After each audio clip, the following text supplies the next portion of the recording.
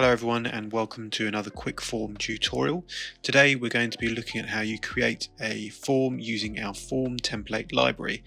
So here we are on our form template library page. This page is full of ready-made forms to get you going quickly. As you can see, we already have lots of templates available. Everything from school trip parents' consent forms to local census forms to expenses report forms, and we're always adding new forms to this page, so always check back just in case we have something that you might need. Now for this purposes I'm going to use the holiday request form.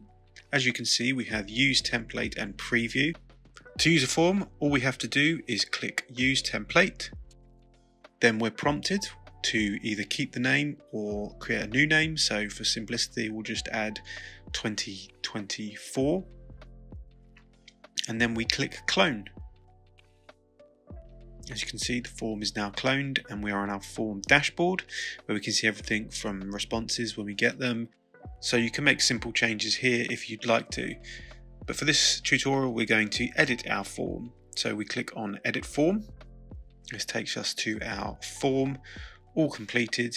As you can see at the top we have our logo, brand name, which we created in our account settings. We have the name of our form, and then if you scroll down you'll see that everything has already been added in for you, making it really quick and easy to get started with a form like this. Now you can check through, and if you're happy with everything, that's fine, you can use this form as is, but of course we also allow you to edit these different blocks. So for this example, let's take a look at on what date would you like your holiday to start. As we can see, this is a date block where the recipient will have to enter a date for when their holiday will start. We can change this question, so we'll keep it the same, but we'll just change the wording a little bit. Please specify the date you would like your holiday to start.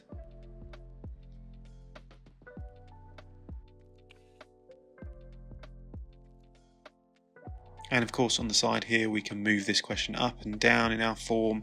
We can duplicate the block if we'd like, we can make changes to the block, we can also edit the block and delete the block.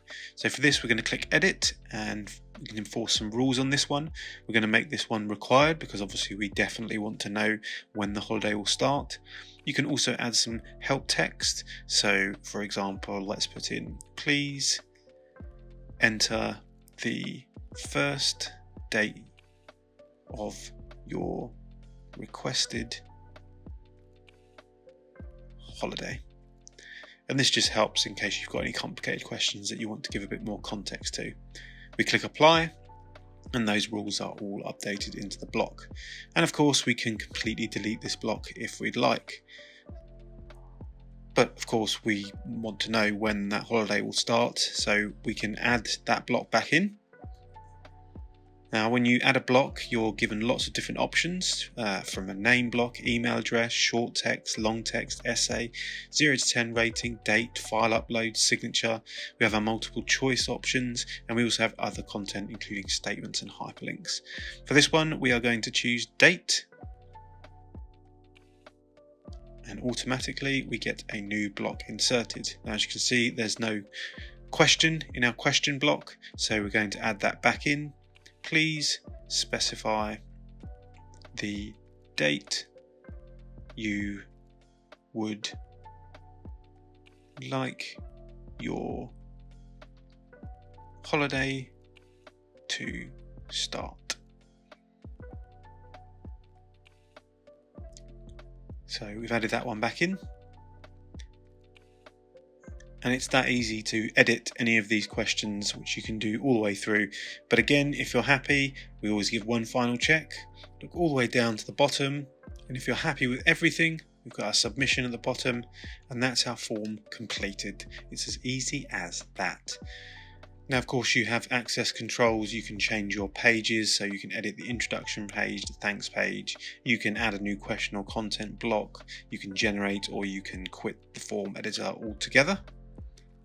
And if you're happy with this, you can publish your form, saving any changes you've made, and then you can share it with others.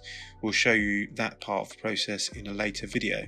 So let's go back now out of our form editor. So we've got our metrics, and we can of course continue to edit the form, share the form from here, change our form name, access control, introduction page, etc. So there you go, that's it. Creating a form using quickform with our form template library. It really is as easy as that. We'll see you on the next one.